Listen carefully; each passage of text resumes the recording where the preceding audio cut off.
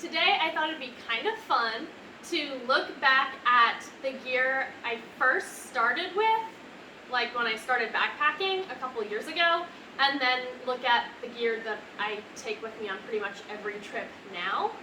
If you're expecting a gear review where I go into like the technical specs of everything, you're probably going to be disappointed. We're just hanging out in my gear room laughing at my poor decision making, okay?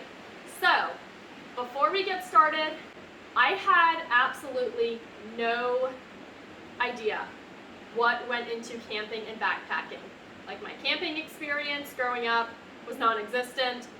Yes, I was a day hiker, so I understood like how to plan a route and read a map and the basics of hiking, but I really had no understanding of all the things that go into backpacking camping, you know, staying out in the backcountry overnight or over a couple consecutive nights.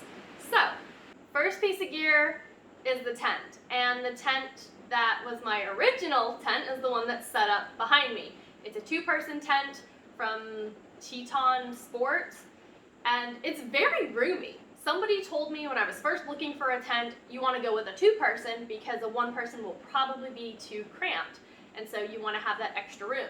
I went with this one, and when this big honking thing came in the mail, I was like, there is no flippin' way. It weighed like 5.5, maybe 6 pounds, and I was just kind of like, well, my big trip is next weekend. I don't really have time to look into getting another tent, and I spent the money on this one, so I'm just going to go with it. And since then, I have improved to a significantly lighter tent. So I've got the Lanshan 1, and I took this on the Foothills Trail with me, and it made a significant difference. It's a trekking pole tent, so I'm multi-using my gear, saving on weight. This one comes in just under 2 pounds, so that's a significant difference. Sometimes I will go with the Big Agnes Fly Creek, and I've got the bike packing version, which just means like the poles are in smaller segments.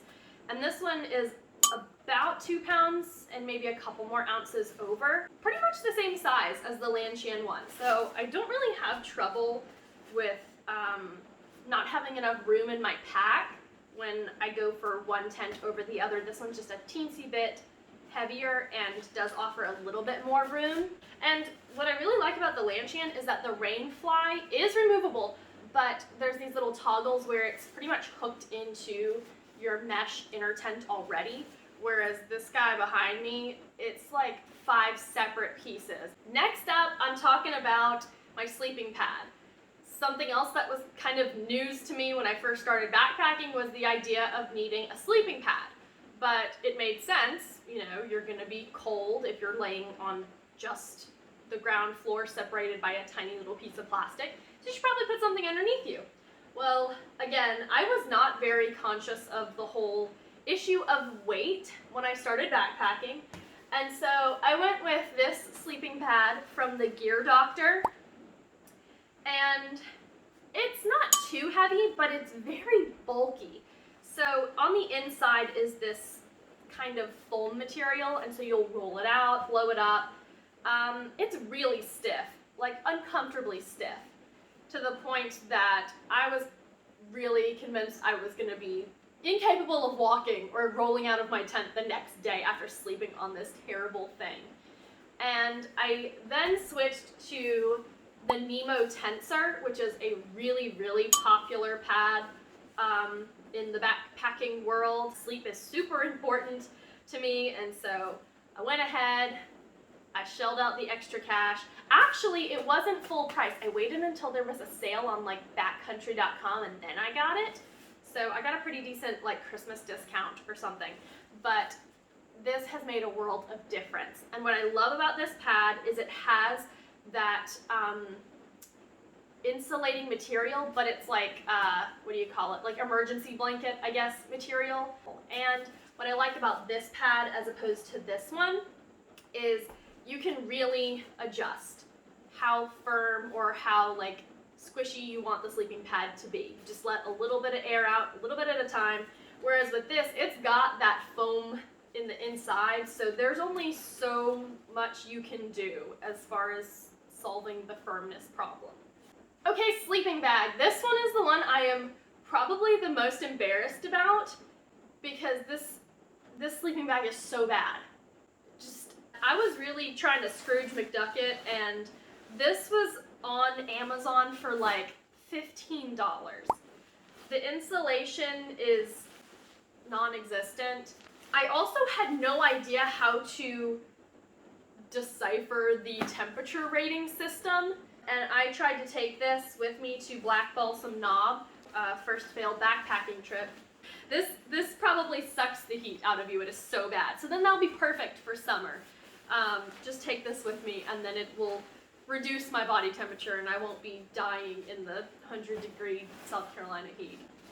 But I upgraded. I'm going to show you two bags.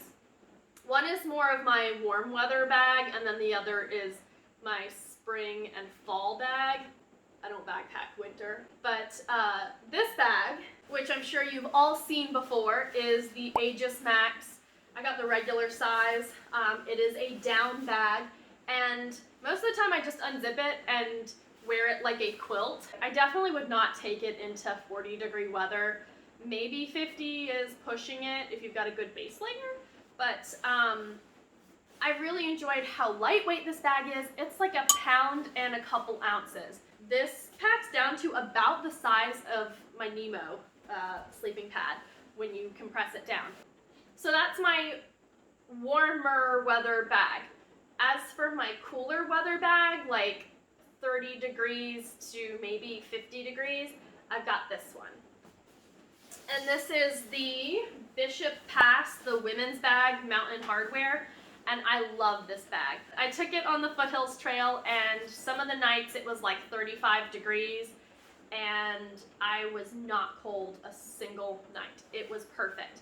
I love this bag so much that I went ahead and got my husband the matching male version of it, even though he's used it like twice.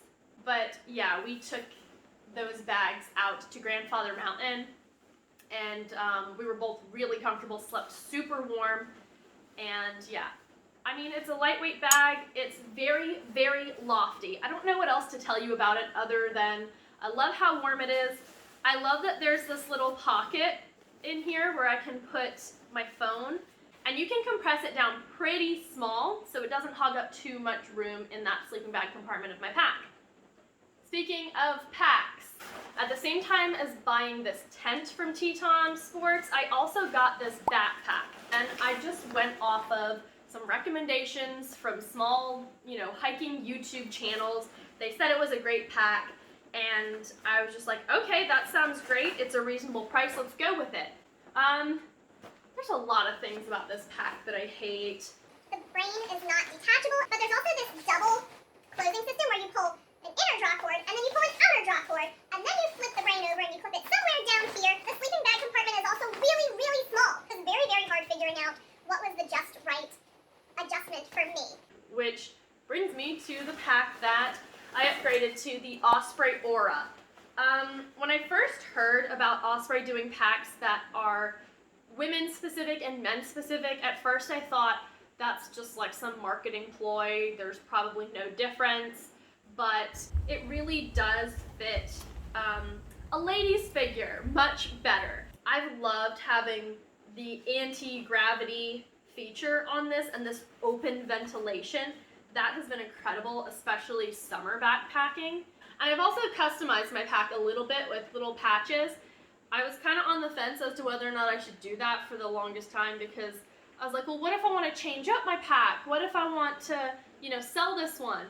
But when I think about all of the sweat and blood and tears, all just the ridiculous stuff this pack has seen and gone through over the last year, nobody wants to buy that, okay? I'd be lucky if I got maybe $5 for this pack. And plus, we've bonded. I don't want to get rid of this. This is about as good as it gets in my book.